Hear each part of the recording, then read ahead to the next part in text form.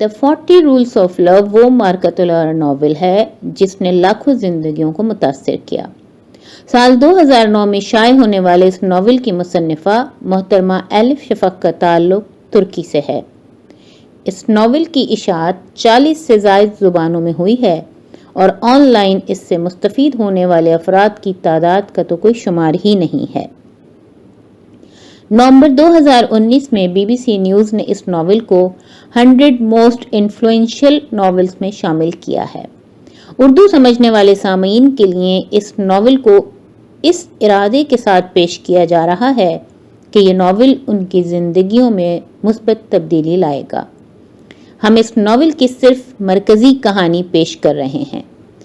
اس novel میں دو دریاؤں یعنی مولانا جلال الدین رومی اور صوفی درویش شمس تبریز کے ملنے اور ایک ہو کر حب الہی کے سمندر کی طرف بہنے کی عکاسی کی گئی ہے۔ یہ آڈیو سیریز محترمہ ہما انور کے ترجمے 40 چراغ عشق کے سے ماخوذ ہے۔ آواز خالدہ مرتضی کی ہے۔ قسط نمبر 54 سلطان الولد قونیہ جولائی 1246 عیسوی۔ بمشکل سانس لیتے اور دشواری سے سیدھے کھڑے ہوتے ہوئے میرے والد میرے کمرے میں آئے۔ وہ اس شخص کا اب سایہ ہی لگ رہے تھے جو وہ کبھی ہوا کرتے تھے۔ ان کی آنکھوں کے نیچے سوجن اور سیاہ حلقے تھے، یوں جیسے وہ رات بھر جاگتے رہے ہوں۔ لیکن جس چیز نے مجھے سب سے زیادہ حیران کیا وہ یہ کہ ان کی داڑھی سفید ہو چکی تھی۔ میرے بیٹے میری مدد کرو، انہوں نے ایسی آواز میں کہا جو ان کی نہ لگتی تھی۔ میں دوڑ کر ان کے قریب گیا اور ان کا بازو تھام لیا۔ بس آپ حکم کیجئے میرے بابا۔ وہ چند لمحے خاموش رہے، یوں جیسے اپنی کہی جانے والی بات کے بوجھ تلے کچلے جا رہے ہوں۔ شمس چلے گئے، وہ مجھے چھوڑ کر چلے گئے۔ مختصر ترین لمحے کو میں الجھن اور ایک عجیب طرح کے سکون میں گھر گیا، لیکن اس پر میں نے کچھ نہ کہا۔ اگرچہ یہ بات افسردگی اور حیرانی بھری تھی، لیکن مجھے یہ بھی خیال آیا کہ ہو سکتا تھا اسی میں بہتری تھی۔ کیا زندگی اب آسان اور پرسکون نہ ہو جائے گی؟ میرے والد کے گزشتہ عرصے میں کئی دشمن بن گئے تھے اور یہ سب شمس تبریز کے باعث ہوا۔ میں چاہتا تھا کہ حالات ویسے ہی ہو جائیں جیسے ان کی آمد سے پہلے تھے۔ کیا علاؤالدین کا کہنا ٹھیک ہو سکتا تھا؟ کیا ہم سب شمس تبریز کے بغیر ہی اچھے نہ تھے؟ مت بھولو کہ میرے نزدیک ان کی کیا اہمیت ہے، بابا نے یوں کہا جیسے میرے خیالات کو پڑھ لیا ہو۔ وہ اور میں ایک ہیں، بالکل جیسے چاند کا ایک رخ روشن اور دوسرا تاریک ہوتا ہے۔ شمس میرا غیر مطیع سرکش رخ ہیں۔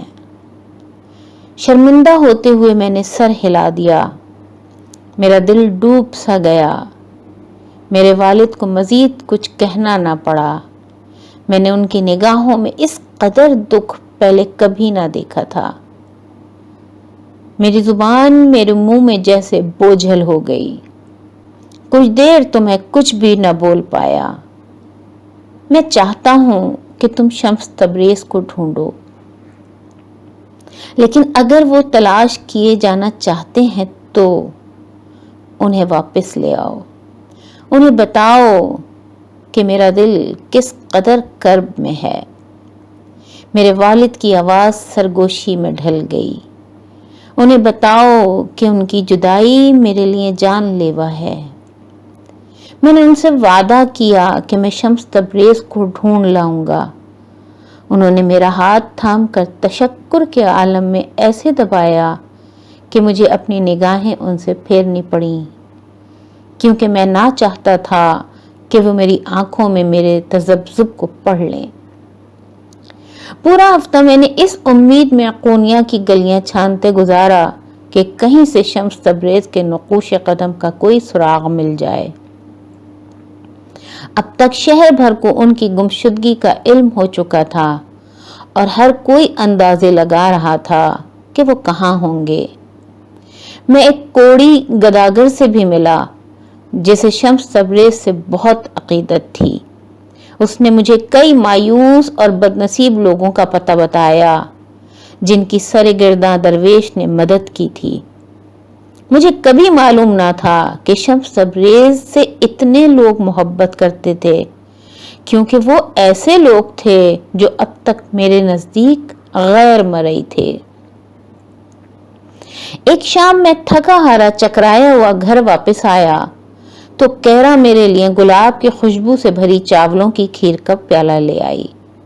वो मेरे करीब बैठकर मुझे खाते देखने लगी। उसकी मुस्कुराहट के गिर्द रूहानी कर्ब का एक हाला सा था। मैंने देखा कि गुज़िश्ता 1 बरस में उसकी उम्र कितनी बढ़ गई थी। मैंने सुना कि तुम शम्स तबरेज को वापस लाने की कोशिश कर रहे हो। क्या तुम्हें मालूम है कि वो कहाँ गए हैं? उसने पूछा। अफवाहें हैं कि हो सकता है कि वो दमिश्क चले गए हों, लेकिन मैंने लोगों को ये कहते भी सुना है कि वो इस्फहान, काहिरा या अपनी जाए पैदाइश तबरेज में से कहीं चले गए हैं।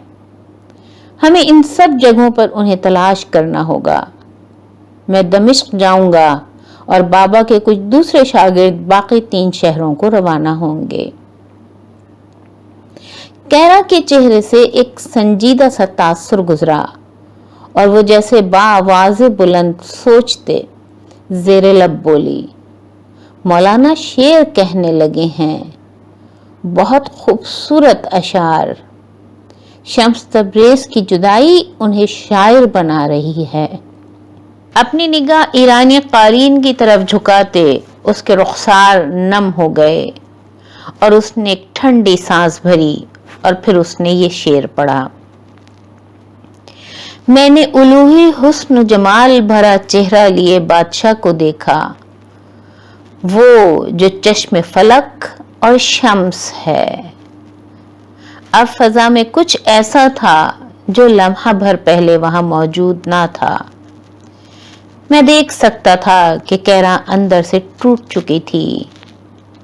कोई उसका चेहरा ही देखकर जान सकता था कि वो अपने शौहर को कर्ब के आलम में देखकर किस कदर तकलीफ में थी। वो उन्हें दोबारा मुस्कुराते देखने की खातिर जो कुछ भी उसके बस में होता करने को तैयार थी। और फिर वो इतनी ही पुरसुकून, तकरीबन मसरूर भी थी कि आखिर उसने शम्स तबरेज से छुटकारा पा लिया था। क्या हुआ अगर मैं उन्हें तलाश ना कर पाऊं? मैंने खुद को कहते सुना। फिर क्या किया जा सकता है, हम पहले ही की तरह रहते रहेंगे, उसने जवाब दिया। उसकी आंखों में उम्मीद की चमक लहराई। मैं पूरी वजाहत से और बगैर किसी शक व शुबे के समझ गया कि उसका मख्फी इशारा क्या था। वो ये कि मुझे दमिश्क जाने की कोई जरूरत ना थी। मैं अगले रोज ही कोनिया से रवाना होता, कुछ अरसा इधर उधर घूमता और किसी सराय में क़याम करता और चंद हफ्ते बाद ये दिखावा करते वापस आता कि मैं शम्स तबरेज को हर जगह तलाश कर आया था। मेरे वालिद मेरी बात का भरोसा करेंगे और ये मौजू हमेशा के लिए ख़त्म हो जाएगा।